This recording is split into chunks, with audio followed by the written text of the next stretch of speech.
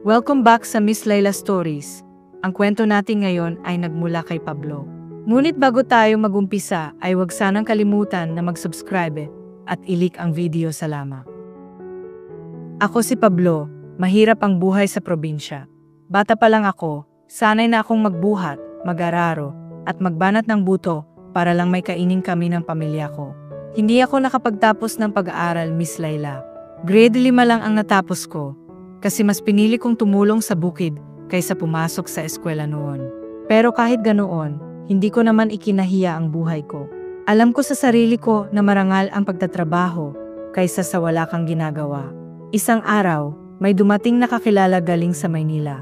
Sabi niya, kailangan daw ng construction worker sa pinagtatrabahuhan niya, at kung gusto ko raw ay isasama niya ako. Hindi na ako nagdalawang isip, Miss Layla. Binata pa naman ako noon, wala pang asawa, kaya wala akong inaalala kundi ang makaraos. Nagpaalam ako sa mga magulang ko at binalot ang konting damit ko. 2 pares ng damit at sinelas lang ang dala ko nang lumuwas kami. Pagdating namin sa Maynila, para akong nalunod sa dami ng tao, ilaw at ingay. Hindi ako sanay, pero buti na lang may barracks kaming tutulugan, libreng matirhan para sa mga manggagawa. Mula noon, nagsimula na ang bagong yugto ng buhay ko bilang construction worker. Sanay ako sa trabaho, Miss Layla, pero ibang klase pala kapag matataas na gusali ang tinatayo. Nakakatakot sa umpisa, lalo na pag nasa mga scaffolding na kami sa 15 palapag. Pero dahil sa araw-araw na pagkakababad sa trabaho, nasanay rin ako. Unti-unti, naging mga kaibigan ko ang mga katrabaho ko. Doon ko nakilala sina Homer, Tonyo, at iba pa. Isang araw, inaya kami ni Homer na pumunta sa bahay niya. Birthday daw ng anak niya. Walang pasok kinabukasan, kaya sabay-sabay kaming pumunta. Pagdating namin sa bahay nila, madilim na. Nakaayos ang mesa sa labas, may konting pulutan at may gin. Nagumpisa na kaming mag-inuman. Sa kalagitnaan ng kasiyahan, napansin ko ang pakikitungo ni Homer sa asawa niya, Miss Layla. Parang hayop kung sigawan niya ito.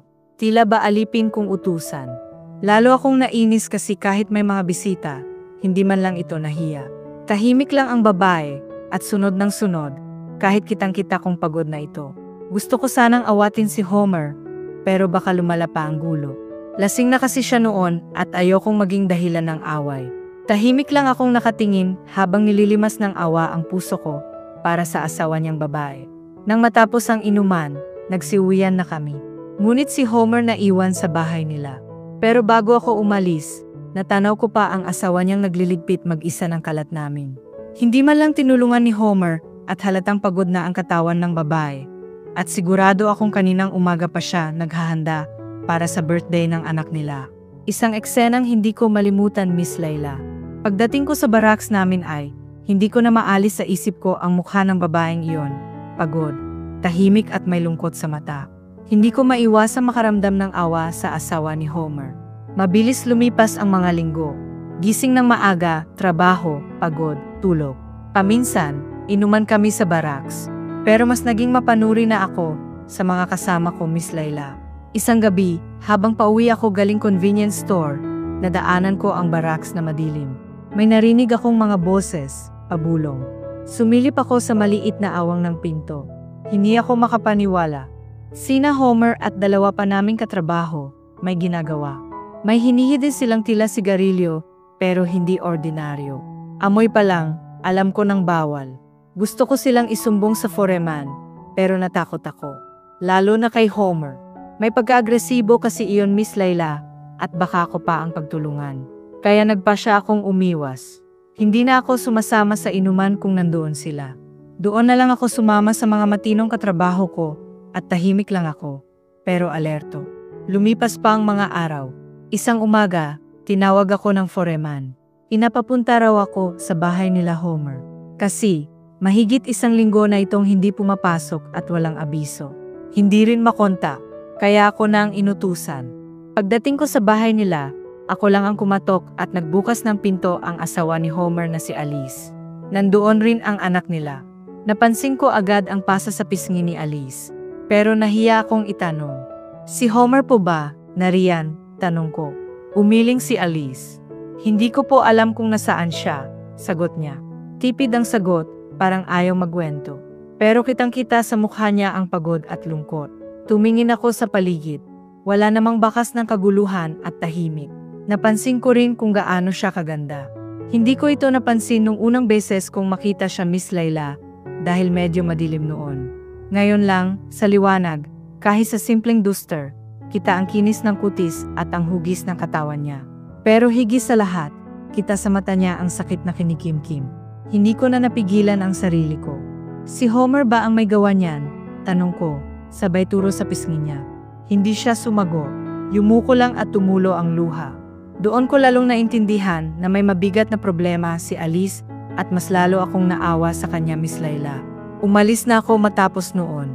Bumalik na ako sa barracks at sinabihan si Foreman tungkol kay Homer. Hindi raw siya makontak.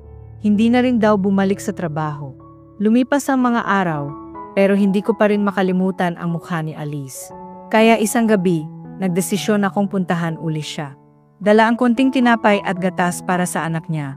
Nagmasid muna ako sa paligid ng bahay nila, Miss Layla. At nang masiguro kung wala si Homer doon, ay kumatok na ako sa pintuan nila.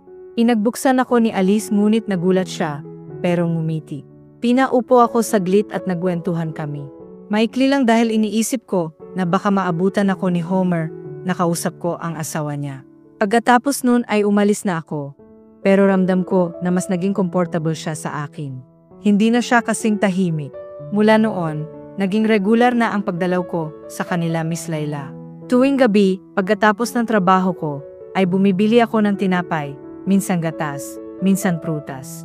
Lihim lang ang lahat, dahil ayokong malaman ni Homer na nagpupunta ako sa kanila. Ngunit hindi ako nagtatagal sa loob, sapat lang para kumustahin sila. Si Alice, unti-unti nang nagiging palagay ang loob sa akin. Nagsisimula na siyang magwento, kahit papaano.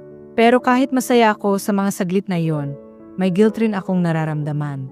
Nasabi din niya na bihira na lang daw kung magbigay ng pera si Homer sa kanila. Mabuti na lang daw at may kapatid si Alice sa abroad na tumutulong sa kanilang mag-ina. Hanggang isang gabi, Miss Layla, pagdating ko sa bahay nila, nakita kong umiyak si Alice. May panibagong pasa na naman sa kanyang mukha. Sinaktan na naman daw siya ni Homer bago ito umalis. Dito na siya nagsalita. Sabi niya, may sindikato daw na sinalihan si Homer at nagtutulak na raw siya ng droga. Kaya bihira na siyang umuwi. Umiyak si Alice habang nagkukwento, Miss Layla. Nanggigil ako sa galit. Gusto kong balikan si Homer. Pero pinigilan ko ang sarili ko. Pinunasan ko ang luha ni Alice at hinawakan ang kamay niya. Hindi ko akalaing sa simpleng haplos na yon ay magbabago ang lahat. Tumingin siya sa akin. At doon ko sinabi ang nararamdaman ko sa kanya. Mahal kita, Alice. Handa akong tumayo bilang ama ng anak mo. Iwan mo na si Homer. Wika ko sa kanya. Hindi siya agad sumagot, Miss Layla. Halatang naguguluhan siya. Pero naramdaman kong may nararamdaman din siya para sa akin. Umupo ako sa tabi niya habang mahigit na hawak ang kamay niya. Ramdam ko ang panginginig ng niya. Sa oras na yon, Miss Layla, nag-iba na ang pakiramdam ko habang magkatabi kami na magkadikit ang katawan. Tinitigan ko siya at mas lalong limitaw ang kagandahan ni Alice. Hanggang sa pinatayo ko siya ng bahagya at saka ko hinila papalapit sa akin. Napaupo siya sa harapan ko at nakakalong na siya sa akin. Hindi ko maiwasan na mag-init sa ganong kalagayan namin ni Alice, Miss Layla. Ramdam ko ang lambot ng katawan niya. Tahimik lang si Alice na nanginginig habang nakakalong sa akin. Hanggang sa hindi ko na talaga mapigilan ang sarili ko. Hinalikan ko siya at hindi siya tumugon. Dahan-dahan nung una hanggang sa naging mapusok ako. Naramdaman ko unti-unti nang gumaganti si Alice at tumigil ang kanyang pagluha. Matagal kaming naghalikan, Miss Layla, hanggang sa napatigil siya at bahagya niya akong itinula.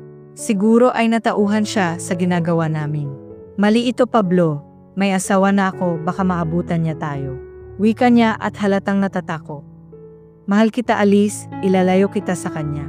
Wika ko naman. Ngunit kasabay nun ay nyakap ko siya at muling hinalika. Dito na siya bumigay, mabilis kong inalis ang mga suot niya. Tila bang nais din niya maramdaman ang pag-aaruga ng isang lalaki.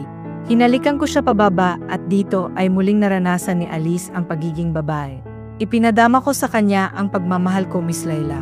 Sa maliit nilang sala, doon naming ginawa ni Alice habang tulog ang anak niya sa kwarto.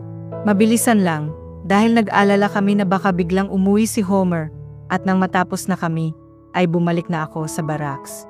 Kinabukasan, nagdesisyon kami na sasama na sa akin si Alice at ang anak niya Miss Layla. Nagpaalam ako sa foreman na uwi na ako sa probinsya. Bitbit ang konting naipon ko.